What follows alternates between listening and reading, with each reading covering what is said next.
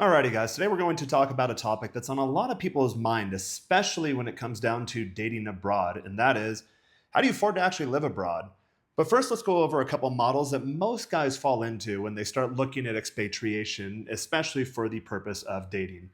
The first one is you still have a full time job, whether it's in office or remote. You're still tied to a physical location, but maybe you're starting to scratch your head and think, okay, do I need to have this high rent, high cost lifestyle stateside, Canada, Australia, UK, where have you? Or is there a better way to go about doing this?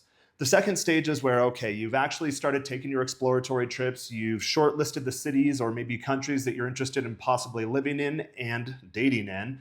And with whatever vacation time you have, you take time off, maybe a week, 2 weeks at a time, and you work what's essentially a hybrid model to where, yes, you're still physically tied to a permanent location, but you're already starting to kind of make that move into your foreign lifestyle.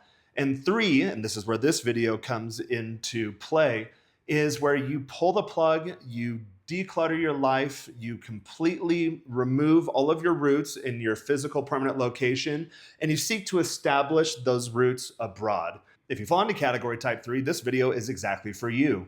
To live abroad, you have to have some sort of remote income. Now, unless you're a trust fund baby, you've just had a stroke of luck in life to where income is no concern to you, then this video likely won't pertain to you. But for most of us, we fall into the category of, okay, we need to make some sort of digitally sourced income remotely.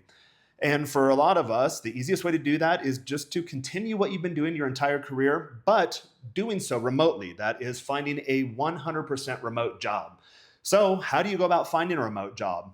First, you need to have a mindset shift. That is, that if you're used to doing the 9 to 5, the hour commute before and after work, the planning your schedule entirely around having someone else leverage and essentially own your time, then you need to start to mentally distance yourself from this way of thinking. Rather, start telling yourself that you are the proprietor of your own time, that you're the architect of your own universe. I mentally treat myself as an agency to where I take contracts and then I make them work into my schedule, and my schedule is flexible. But you need to start rewiring the way in which you're thinking about these types of topics.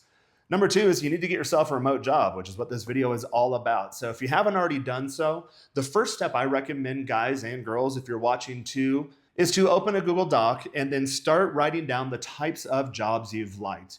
If you're like most of us in our careers, I've done all sorts of things. I'd say that I'm more of a generalist. Most of our skill set falls within a T-shaped frame. That is that, okay, you're good at a bunch of stuff, but maybe you have a spoke to where you're really, really good at this one thing. For me, it looks more kind of like a pie, the mathematics symbol type thing, or even maybe three core legs that support my overall generalized knowledge. So what you need to do here is identify these areas. Just do stream of consciousness, start writing things down, and take into account all of your past positions you've had. What were the things that you were really, really, really good at that you could do proficiently and that can also do with not a lot of effort? Now, maybe all of you won't fall into this category, but ideally what you want to do when you're moving abroad is that you want to give yourself the space in your calendar to do the things you've always wanted to do. Geo arbitrage is a real thing if you select your cities and countries wisely to where you might not even necessarily have to make as much money as you did in your home country, and there are some tax advantages too. So keep all of that into consideration. Calculate what you're actually taking home now and then what you would need to do to actually bring that home in your new foreign environment. You may be surprised that even a 50% pay cut will still have you bringing home the same amount of money at the end of the month. So you don't necessarily need to have 12 direct reports. You don't necessarily need to have a bunch of standing meetings daily. You can actually kind of dumb down your resume if you wanted to, and then find jobs to where you are 100% proficient with very, very little effort. And again, to do this, you want to take an inventory of all of your skills that you've done over the years, and then actually rank them too. What are the things that you do very well, that you enjoy doing, and that you're good at doing? And this is usually where I start to iron down, okay, these are the types of jobs I want to look for. So for example, in my career, I've been a digital marketer, more of a generalist my entire career. For at least the last decade, I've been consulting and I've done all sorts of contracts touching all parts of marketing. But I realized when doing this, okay, there's three core areas that I'm really good at, that I really enjoy doing, and that I can do relatively easily. Now what you do is you start taking these skill sets and you do some research. I advise using ChatGPT for this. It can actually organize a lot of this stuff for you. Do some research and see, okay, what do the job reports look like? What industries are actively hiring for these areas? What are things that might sort of be trending? And then what you do here is you take a list of sample job titles, put that in your working document, and then you start to work to these. Ideally, you should have a resume. If not, then this first activity where you take all of your skills might be useful for you. And what you do is you start looking at these sample job titles you'd like to go after.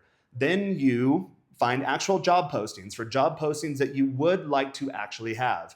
I recommend take at least three, four, five, put those together again in another running doc under that label of the job title or type that you're looking for, and then plug all of this into ChatGPT. Have it create an avatar for you that, okay, this is my sample job requisition.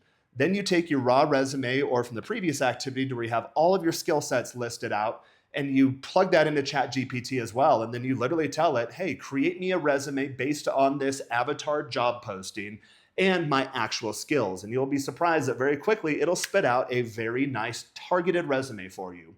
Now you want to do this for each of your job types. Once you've done this, go into your job search platforms, your LinkedIn, your Indeeds, your Wellfounds, your ZipRecruiters, your Monsters, whichever you choose. And I usually recommend you choose a few of them. Just like the dating apps, you want to give yourself more reach, more visibility, and more potential to be seen by the types of employers that you are looking to work for. Now that you've done this, you have multiple versions of your resume for different job types. You need to make sure that your profiles are built out completely in these job search apps. So if you haven't done so already, get a good profile shot. I have a different LinkedIn headshot than I do for my dating apps naturally because I'm trying to promote digitally a different side of myself, a more professional side of myself.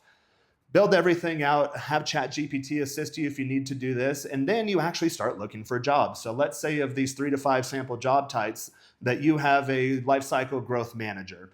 And I say manager, you may be a director level, you may be a VP level, it doesn't matter. But usually what you want to go for is a managerial type level. Again, if you're looking to have just an overall better lifestyle, it's more of a managerial type level, consulting type positions, strategist type positions, to where you don't have to have any direct reports. You really don't have too much accountability. You just get things done, get things turned in, move projects along the process, and then shut your laptop and go on about your merry little life during your days. Now what you do is use your search features to actually search for that job type and then go through and mass apply to these jobs. Typically, I recommend using something like LinkedIn. Use the easy apply to where you only one click apply. Sometimes, yes, you might have to fill out more information, but as you get going, LinkedIn or the other job apps, they usually fill this information in for you. For cover letters, personally, as a hiring manager throughout my career, I've never read cover letters. Yeah, they're nice, but I literally never read them, especially if they come to my email. I just put them in a folder somewhere. So I usually don't worry about cover letters unless there is a very specific job that you want to target. You want to take more of a sniper focus. I usually recommend more of a shotgun focus because your resume already is optimized. You likely should be getting interview requests. And really, it's just like the dating apps. You want to optimize your profile to where you have leads and then you open them and just get that conversation started. So that's where we are at in this step of the process. So mass blast out a bunch of job applications. Usually within a week, you should start getting interview requests trickling in. And obviously, you'll get a bunch of rejection requests too. Usually, I just create inbox folders to keep this nice, tight, clean, and tidy. You will develop your own process as you go along this, but you're working with volume. Again, just like we do on the dating apps, it's the same exact process, although we are applying a professional skill set.